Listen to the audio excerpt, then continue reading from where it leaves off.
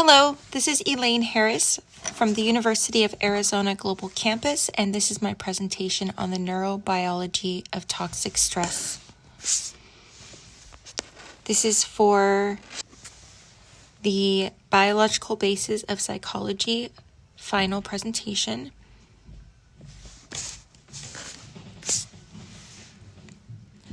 The sections of this presentation will include an introduction, a thesis, historical and background section, the neurobiology of toxic stress, as well as the application, in addition to cultural relations, and also a conclusion and page for references.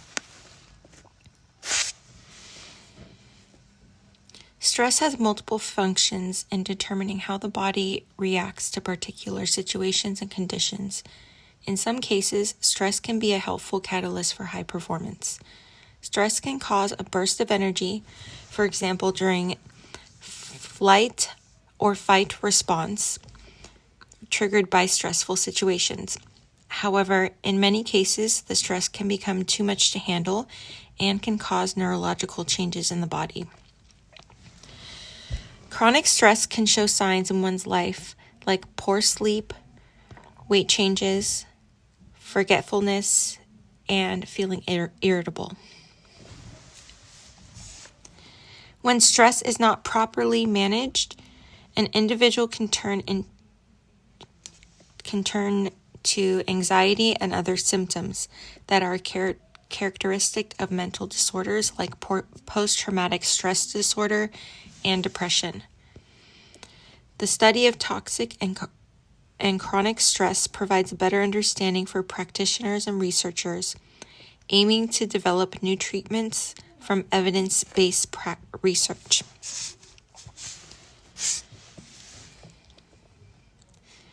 This presentation aims to provide insight to caregivers and prospective caregivers on the historical background, biological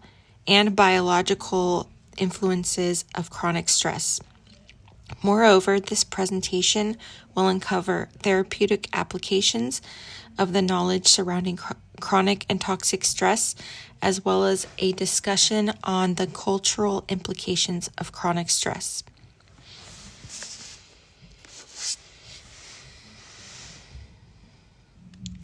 The onset of stress is due to a combination of pressure and tension and is associated with several factors. Factors which include and are not limited to interpersonal relationships, work-related pressures, past trauma including adverse childhood experiences, systemic racism, traffic, and last but not least, caregiving, which has shown a substantial amount of stress. And some may argue that caregivers experience the highest amount of stress in an occupation or role.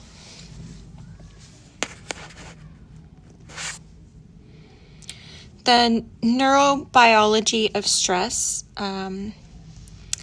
is a real issue for our society and especially for caregivers.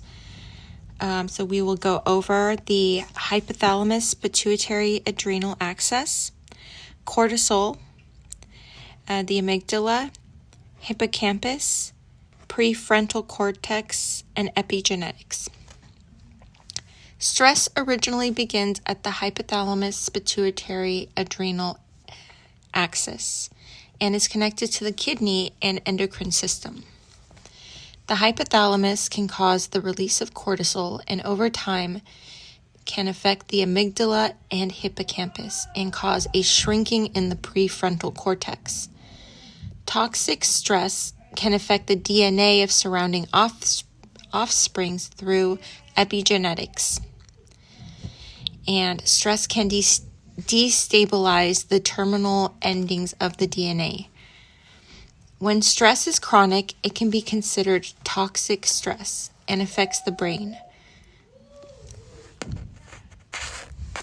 For example, the brain size can be decreased, and volume of hippocampus has been shown to have reduced volume in post-traumatic stress disorder patients.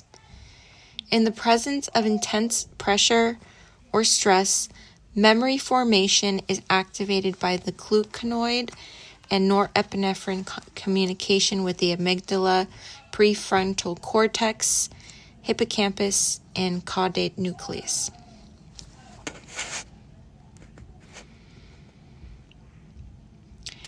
The application of chronic stress and toxic stress knowledge is critical for individuals who make up the caregiver group.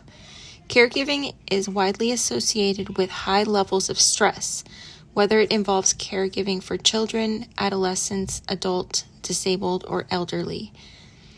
Research on corresponding effects of stressful caregiving can assist with a caregiver's ability to provide long-term care without suffering the consequences of daily stress. This may lead to frequent restorative practices such as meditation and exercise. Meditation causes recovery in the cortical mass, denser brain regions, and decreases inflammation. A study on caregivers demonstrated a general cognitive decline and memory impairment due to dysregulation of the hypothalamus pituitary. Furthermore, stress was associated with accelerated aging because of prolonged dysfunction of the autonomous endocrine and immune system. Continued efforts to remain informed can assist caregivers with insight into post-traumatic stress disorder and depression symptoms, with intention of appropriately identifying risk factors and symptoms for diagnosis referrals. The cultural relations is closely related to the cultural differences and stress that is associated with those disparities experienced. Research shows a strong correlation with high levels of stress and social exposures like stereotyping, racism, and discrimination, and reflects the disproportionate influence of stress on marginalized people. Chronic stress related to discrimination predicted high levels of health-related risks and decline. Racial discrimination significantly affects the mortality rate, and disadvantaged maternal health can increase for the risk of postpartum depression. Racial differences in toxic stress are statistically associated with persistent health differences throughout the life.